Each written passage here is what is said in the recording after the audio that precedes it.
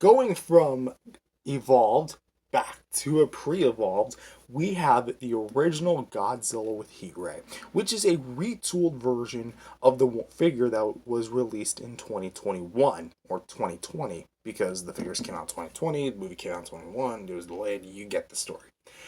But essentially, the base figure is going to be made of a multitude of different plastics, pretty much with the same kind of matte black, well, not really matte, but just kind of solid black color. For the head is going to be made of a softer plastic with a more pinkish paint application for the tongue and gums. And we have some stripped white teeth, which look a lot better than they did previously. And we also have some very cool painted eyes that are going to have those black pupils back with the kind of more blue iris. And again, they're going to be painted really well. The spines back here are going to be actually painted similar to that of the radio tower Godzilla, where they weren't transparent, but they're going to be the base is going to be again the solid black with the more light kind of blue spray. I don't know why I'm struggling to say stuff so much. And it's going to be like that, not just on the spines, but throughout the entirety of the tail until about midway to where it loops up. So from there to there, it's going to be completely blue. But for the mold itself, again, battle damage pieces a bit visible, but again, it's kind of color matching. So that's good at least. We do have some very nice sculpted details. All of this is carried over from the original, and it's going to look pretty sweet.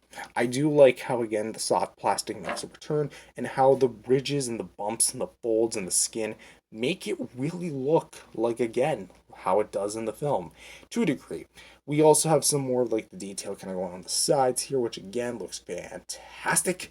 And I also do like, again, the stomach lining on the front that kind of comes down even despite the obvious plastic quality difference. And again, it kind of comes down to the little crotch and leg region. Speaking of the legs, these babies are brand new sculpts, which I'm pretty sure you guys know by now, but whatever. We do have, again, some more molding details here with kind of like a more, not really, kind of more of a skinnier, mild appearance to give him more of like that running stuff does with Scylla, and it definitely looks really nice. I will say again, all the like the intricate bumps and details, the more flattened like feet. Again, it looks like he's about to charge. That's what I like about this thing. It actually has some personality, some merit to it. And it also has some nice claw paint here at the hands and here at the feet. I will say I do not like the fact that they took out that dry brushing that was with the original, because that actually brought out some of the more finer details, which I'll actually pull up as a brief comparison. Forgive me, folks. There you go. You can kind of see how this figure had somewhat of like gray-blue wash. This figure doesn't have that, and I feel like it would have really benefited it. But whatever, I guess retooled plastic already sacrificed enough on the budget.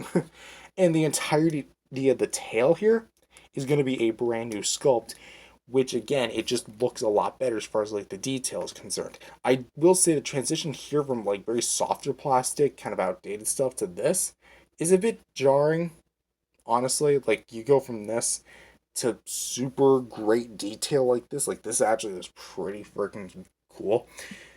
But aside from that, again, got some nice segmenting here at the bottom of the tail. Looks really nice. And again, overall, I will say just overall, it's just a really good improvement. For articulation, hinged jaw. Mine's a bit more stiff than on the original one. No head articulation like last time. We have swivel hinges, swivels here for the shoulders, but they go up and down like a hinge. So I guess if you were to move in conjunction, they would be considered a hinge. Not really. We have a swivel here at the hip, so we can go backwards about that far, forwards about that far, twist and turn at the feet. Same with this one. Up, down, swivel at the feet. And a ball joint here at the tip, which can go left, right, and pretty much up and down. So pretty much the works. And for the battle damage, it is carried over from the original figure. So it's going to be a strip of plastic that goes off. And as you can see, it's very glossy. It's actually a bit different, pulling out the original again. Knocking over another figure. Let's kind of scooch you over. We're just going to come right at it. Ooh, you're hard to get off, aren't you? There you go. So you can kind of see how the original has a bit more of like a matte job, while this one has more of like a more glossy finish. So definitely, it's just overall part of the aesthetic. I feel like the original was, again, like a bit more on the shinier side. Sure, the new one is more on the shinier side, because this one has the dry brushing and a bit more like a calm paint application. It's not so much like glorified as the original as this one is. But for the last accessory, putting on the battle damage again, we actually have a beam effect, which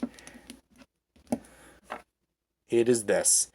Yes, this is a brand new sculpt, pulling up the old one for comparison, which actually borrows the SH Monster Arts Spitfire 2014 onward mold, just simplified.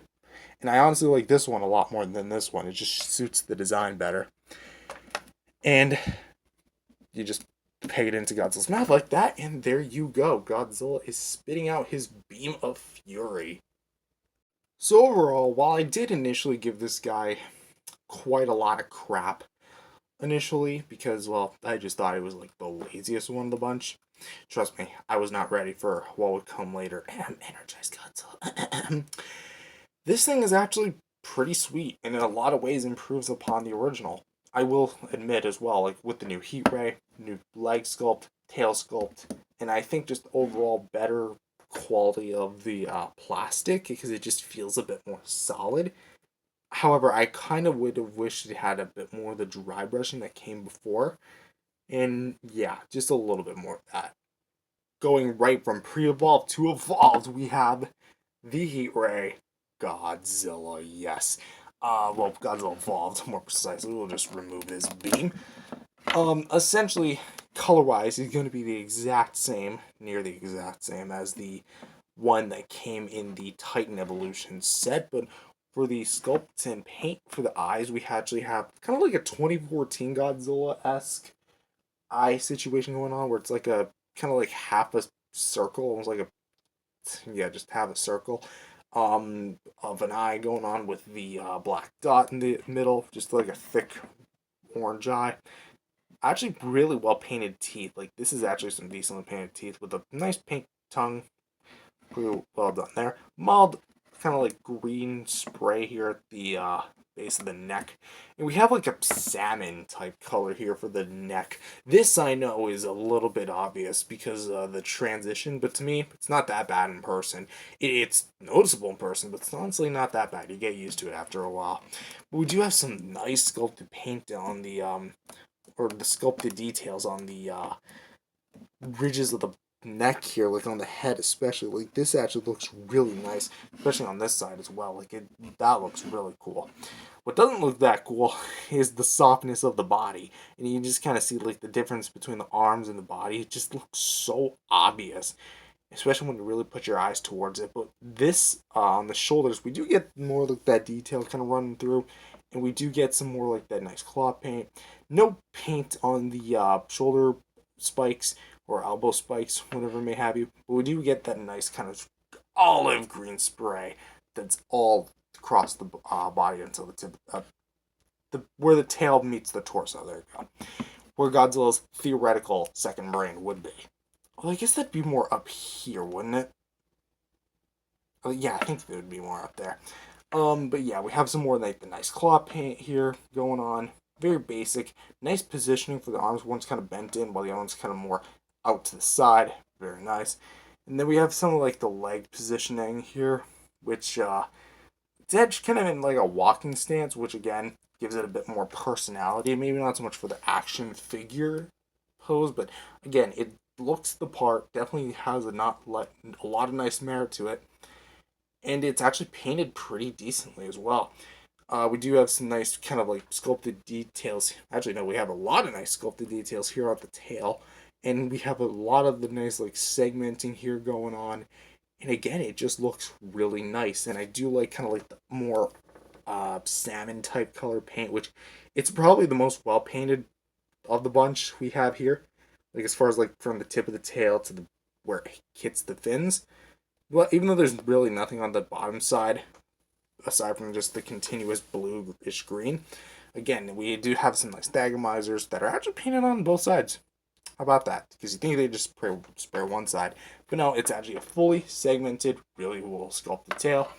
For the sides of the body, going back here, mellow detail. We do see the nice bumps and grooves here. And of course the transition to plastic, not too well. But the red spikes actually here look really sharp, even though they are not sharp. They look sharp, but they aren't.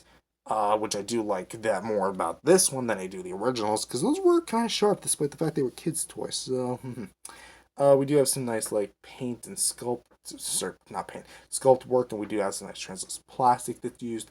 I almost wish they would have been the whole figure, like as far as like the back is concerned, but I mean, hey, I can understand why they didn't go with that decision. But again, like overall, it's actually got it down to a science, and I actually think that it's really good.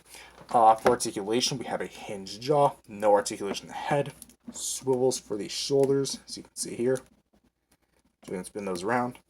Swivels for the hips, swivels for the feet, and a ball joint here at the tail, which again we can go left, right, up, and down. That's basically it. And for the accessory, my personal, well, it's not my least favorite, but as far as quality is concerned, it's definitely my least favorite. It's the quality of the beam, because it just looks too cartoonish compared to the more flame-like Godzilla breath that we previously got. I'm gonna have to grab it off.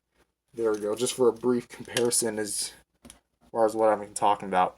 It's obvious that there were completely different sculptors who worked on those beams. Like, they obviously didn't. It's almost like they forgot that they were supposed to come with a beam, and they're like, oh shoot, what do we do? Package it with this red beam. Okay, nice. And so you just stick it in like that. I mean, at least the little like flares on the sides look cool. I think that looks really neat. So, with that being said, Godzilla Evolved, the standard version at least, it's a pretty good home run in my opinion.